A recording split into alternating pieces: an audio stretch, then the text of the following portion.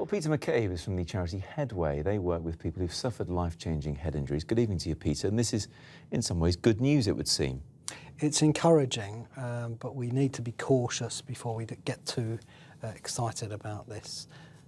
It's hard to know, obviously, without the detail there about what's going to happen next. But in your experience of dealing with people who suffer this kind of head injury, what do you expect? Well, you're absolutely right that the family have released very little information, so anything that we say could be regarded as speculation. What is clear from their words is that it's going to be a long process. He's been in a coma for a long time. He will have suffered some wasting of muscles, so there'll be lots of work to do. And the key thing that we don't know is what is his current state of health.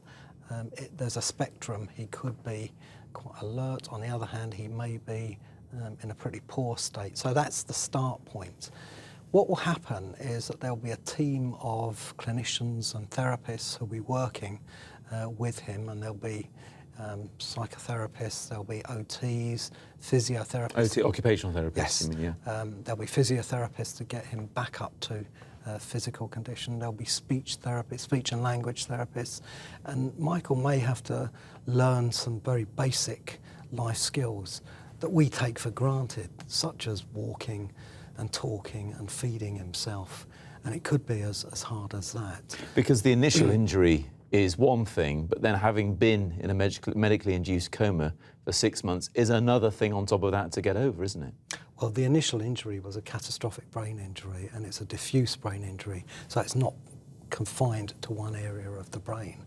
So at one end of the spectrum, he may not make a very good recovery at all, but there are people who've been in a coma for a long period who have made remarkable recoveries, and we pray that that will be the case for him.